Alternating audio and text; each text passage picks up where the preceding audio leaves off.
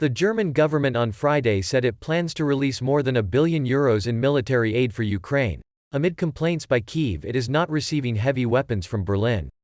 The funds will feature in a supplementary budget for this year.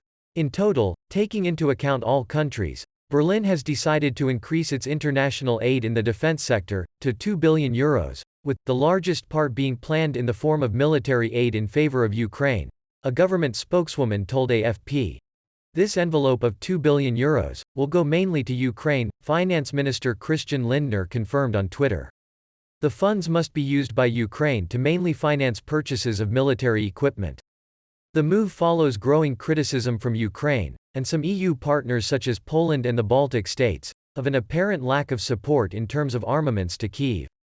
Diplomatic feathers were ruffled earlier in the week after Kyiv rejected a proposed visit by Germany's President Frank-Walter Steinmeier, a former foreign minister who recently acknowledged errors in a too conciliatory stance toward Moscow in the past. The Ukrainian presidency instead said it wanted to welcome Chancellor Olaf Scholz to Kyiv, but the chancellor indicated he had no plans to visit anytime soon. The spat came as Scholz faced pressure to step up support for Ukraine. He has come under fire at home for his hesitancy over sending heavy weapons to Ukraine, despite his dramatic U-turn on Germany's defense policy prompted by Russia's invasion. Following visits to Kyiv by several other world leaders, including British Prime Minister Boris Johnson and EU Chief Ursula von der Leyen, critics asked why Scholz himself was not making the trip.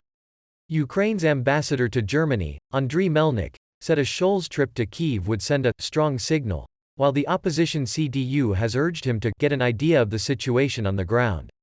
Even a member of Scholz's ruling coalition, Marie-Agnes Strack-Zimmermann, of the liberal FDP, suggested in an interview with the business daily Handelsblatt on Monday that Scholz should start using his powers of direction and leadership.